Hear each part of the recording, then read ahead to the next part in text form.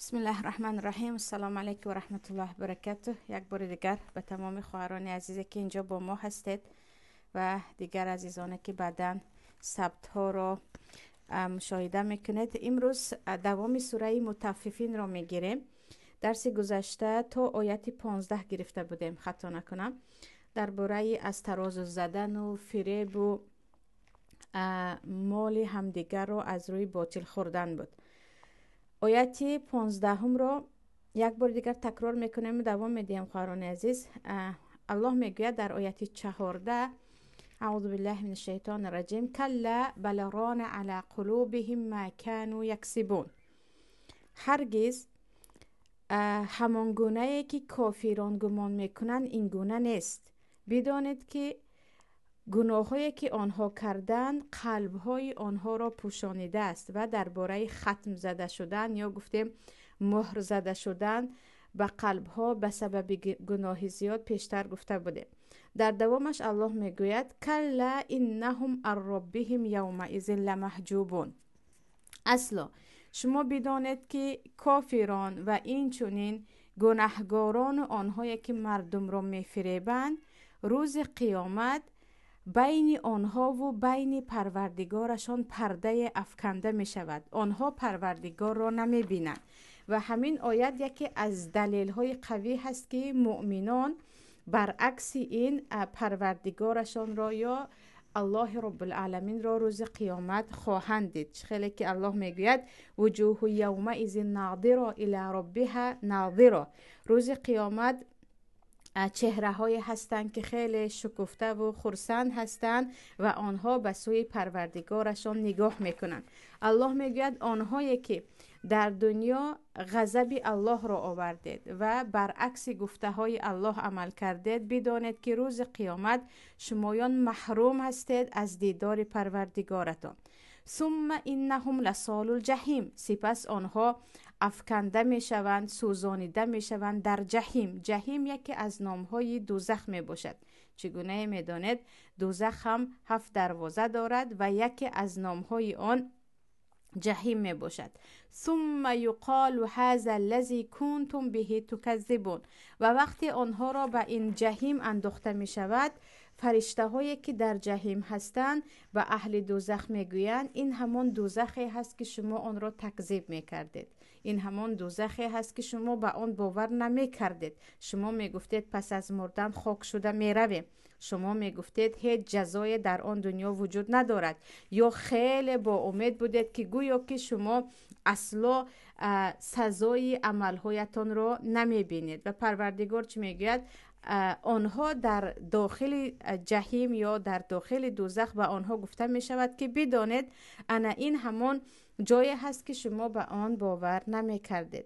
بعد از این پروردگار درباره کتاب اهل احسان یا گفتیم درباره کتاب مؤمنان صحبت میکند. در یادتون باشد درس گذشته گفته بودیم که پروردگار میگوید کلا این کتاب الفجار لفی سجین.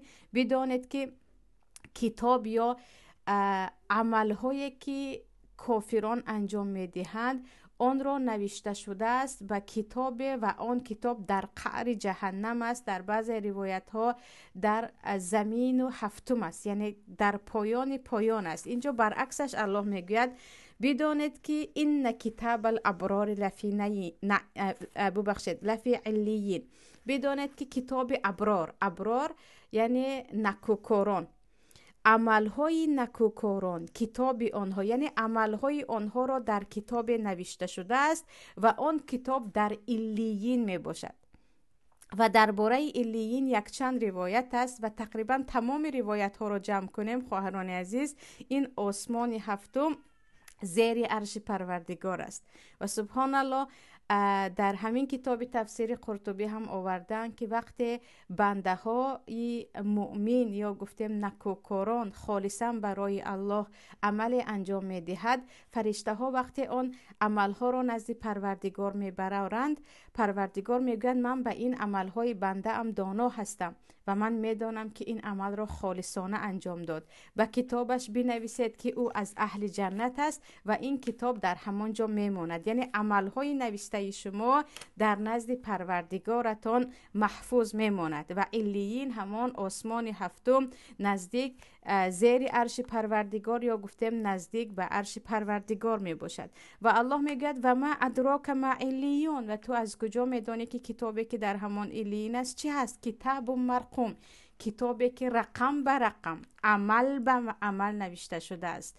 و از این باید همیشه مایان آگاه باشیم که هر عمل خیری که میکنیم یک به یک نوشته می شود و آن در نزد پروردگار اگر خیر است ثابت و در آنجا نیهان میماند تا روز قیامت. اما عملهای بد علل خصوص عملهای اهل ریا و اهل کفار در قعر جهنم پنهان میماند. یشهده المقربون، و این عملهای ابرار یا عملهای نکوکاران را فرشته های مقرب الله شاهد می شوند. یعنی وقتی که به آسمان هفتم برآورده می شود و شما می دانید که زمین فرشتگان یا گفتیم مکانی سکونت فرشتگان آسمان ها می باشد و هر یک فرشته علل خصوص فرشته های مقرب درگاه الهی که بعضی از علما می گویند اینها میکائیل و جبرائیل و اینها هستند، آگاه می شوند از کتاب شما و وقتی که عمل های شما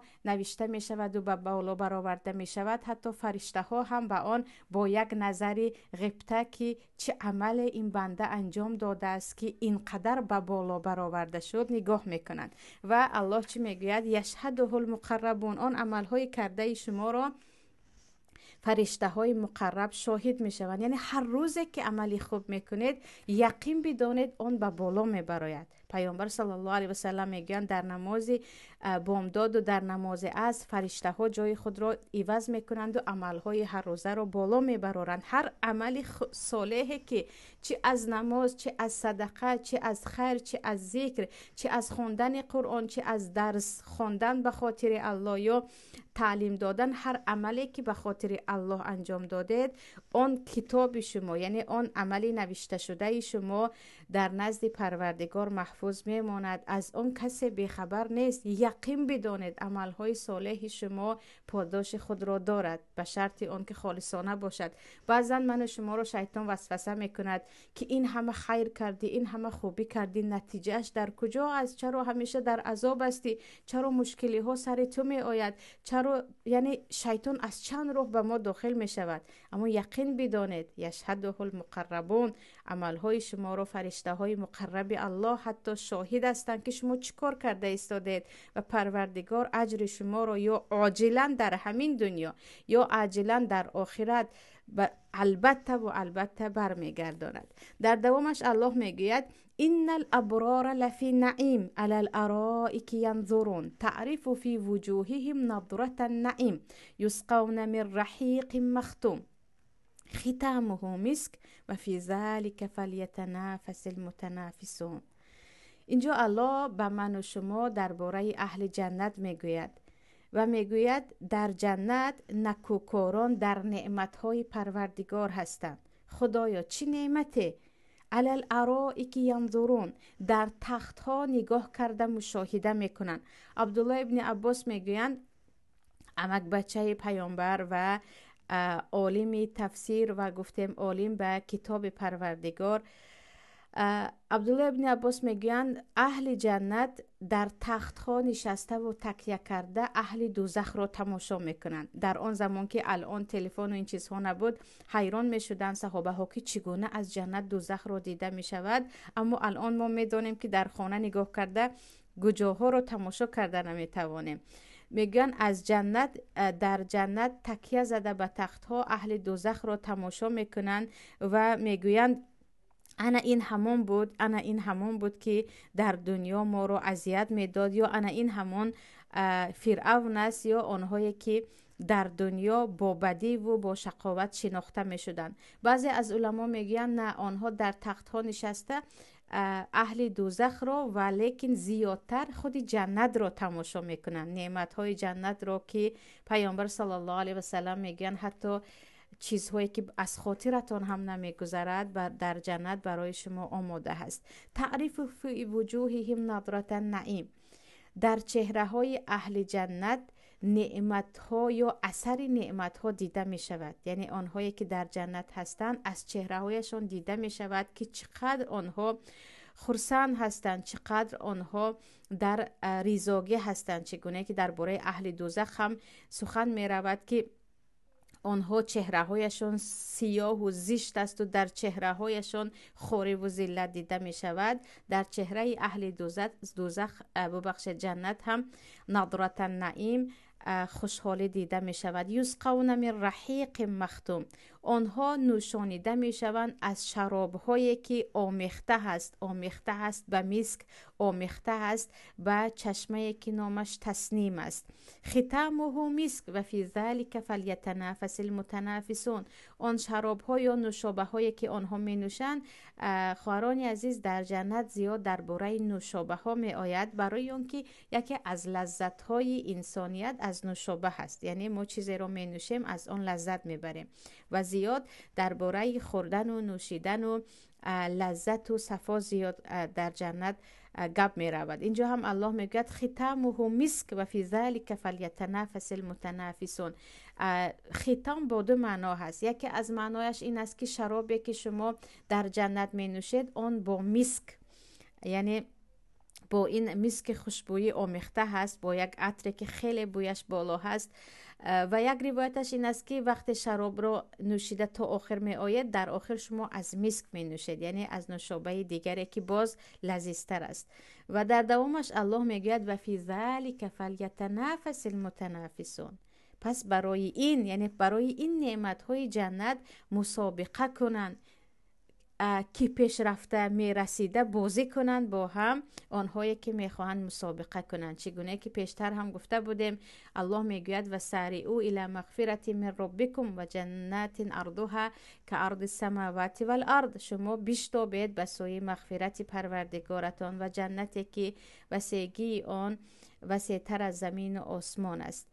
اینجا هم الله چی میگه؟ پس مسابقه کنید، برای جنت مسابقه کنید، برای دنیا نه، برای آبرو نه، برای خانه و برای در نه، برای جنت مسابقه کنید. عملی من چقدر زیادتر می شود، باز چی کارها کنم، چرا فلانی این همه عملهای صالح کرده میتواند، من نمیتوانم، من باید حرکت کنم. و یقین بدانید آنهایی که برای مسابقه به جنت آماده می شوند و از جای برمیخیزند، پروردگار در کمک آنها هست. فلیتنافس المتنافسون و مزاجه من تسنیم، الله میگه آن شرابی که اهل جنت می نوشند او آمیخته است با تسنیم. تسنیم چشمه هست که از زیر عرش پروردگار از بالا به پایان به هر یک قسم جنت ریزانیده می شود. و الله در دوامش میگه تسنیم عین یشرب بها المقربون، باز همان چشمه هست که مقربون، یعنی بنده های مقرب الله، بنده هایی که در دنیا از حد عمل های صالح انجام دادن یا گفتیم سابقون برای آنها هست و از آن می نوشند. اینجا پیشتر هم گفته بودیم که چگونه که در دنیا مردم مرحله به مرحله یا طبقه به طبقه هستند، اهل جنت هم این گونه هستند. در آنجا اصحاب یمین هستند و مقربون هستند. اصحاب یمین آنهایی که عملهای صالح میکنن اما به درجه مقربان نه. مقربان تقریبا از گناه کاملا دور هستند، خیلی کم به گناه دست میزنند، برعکس اصحاب یمین که گناه و ثوابشان نزدیک با هم میرود و به هر حال ثوابشان زیادتر است. اینجا از این چشمه که نامش تسنیم است و از زیر عرش پروردگار میریزد، فقط از آب آن شراب مقربین یا ببخشید طرفی دست راست اصحاب یمین آمیخته هست، اما مقربون باشن یعنی درجه بالای مؤمنان باشن کاملا از آن می نوشن. و الله چی میگوید؟ عین یشرب بها المقربون. و بعدی که درباره اهل جنت الله صحبت کرد و گفت پس مسابقه کنید برای جنت، در دوامش پروردگار به ما احوال کافران، احوال عاصیان و این چنین برخورد آنها با مؤمنان را که از اول اینگونه اهل فساد با اهل صلاح معامله داشتن به من و شما میگوید. در آیت 29 الله میگوید ان الذين اجرموا كانوا من الذين آمنوا يضحكون و اذا مروا بهم يتغامزون و اذا انقلبوا الى اهلهم انقلبوا فكهين و اذا رأوهم قالوا ان هؤلاء لضالون. اونهایی که میگوید اجرمو در گناه هستند، مجرم هستند، خود فسادکار و گناهگار هستند، خنده میکنند به مؤمنان که این دیوانه ها رو ببین، این گمراه ها رو ببین، احوال انا اینها رو ببین.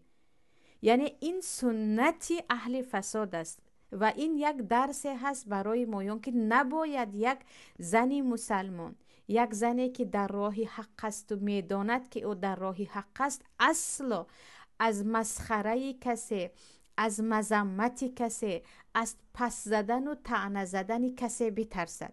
چون این سنت از اول هست که اهل فساد خنده میکنند و مسخره میکنند به اهل صلاح یا به انسانهایی که در راه راست هستند.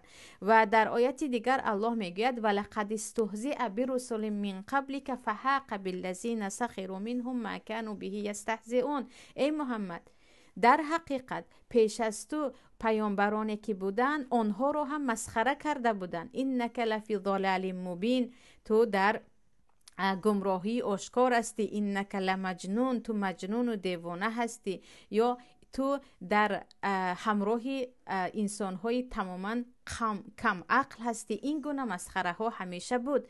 و اینجا هم الله میگه آنهایی که خود اهل فساد هستند و آنهایی که در راه راست هستند میخندند، یعنی مسخره کنان میخندند. و اذا مروا بهم یتغامزون، وقتی از نزد آنها میگذرند با چشمهای خود، با چهره های خود نسبت آنها مسخره میکنند، یا گفتیم با چشمهای خود اشاره کنان آنها رو مسخره میکنند. این رو ببین و آن رو ببین گویان، یعنی با چشم کسی رو مسخره کردن یا به زبان چیزی نگفتن، با چهره رو، چشم رو پوشیده و کلان کشوده و یعنی با حرکت های چهره یک نفر رو مسخره کردن، این صفتی فاسقان است که نباید یک مؤمن این عمل رو انجام دهد، که متاسفانه این چیز دیده می شود. 3 نفر وقتی هستن، یک نفر چیزی میگوید، 2 نفر به هم دیگر یک لبخند مسخره آمیز میزنند یا با چشمان خود او را مسخره میکنند.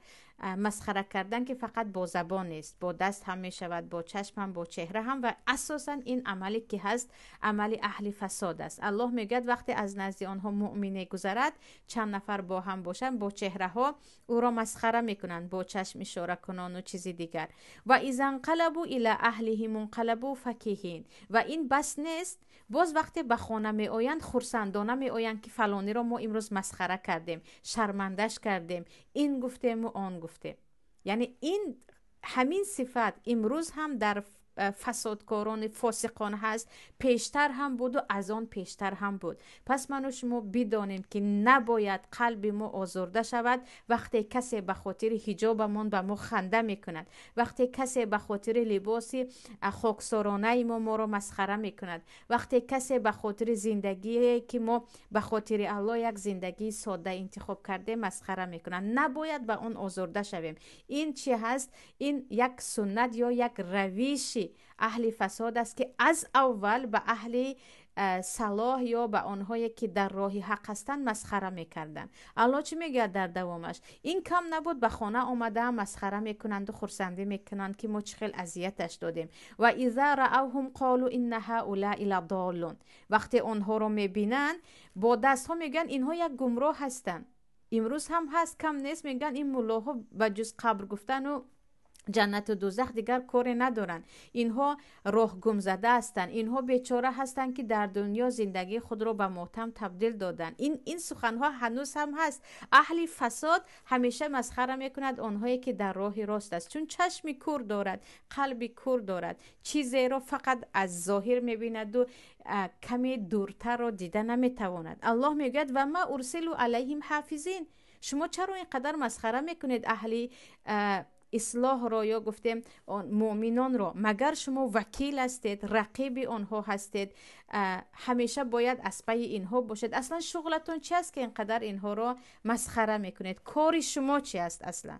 تو یعنی در برابر زندگی یک مؤمن چیکاره هستی که او را مسخره میکنی و شد از زندگی تو شب و روزت او را اذیت دادن. اما الله چی میگوید؟ ای مؤمنان، دنیا همیشه یعنی پایدار نمیماند، حالت شما هم همیشه این گونه نیست. فالیوم الذین آمنوا من الکفار یضحکون. امروز در روز قیامت وقتی همه جا بجا شدید، مؤمنان به کافران خنده میکنند.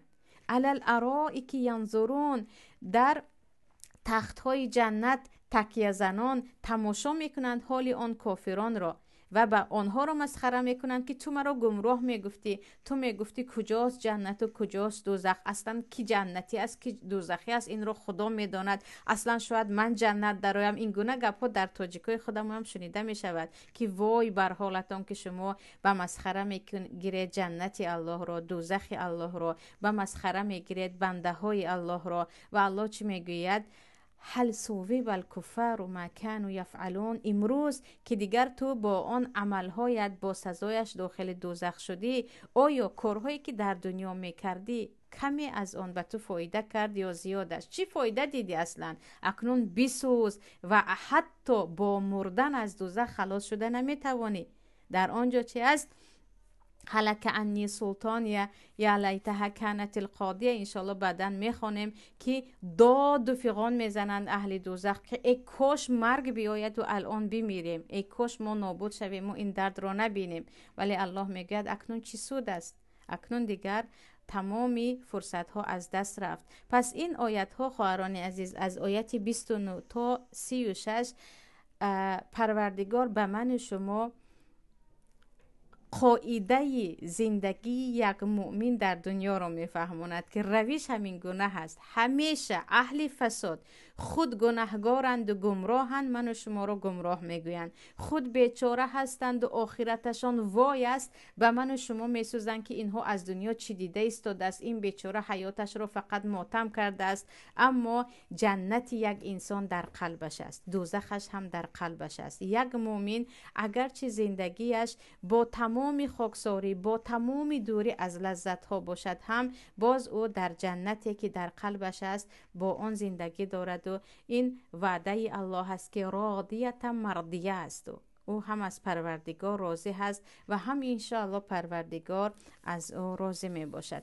و الحمدلله با همین سوره مطففین که یکی از سوره های درازترین جزء عامه بود به پایان رسانیدیم.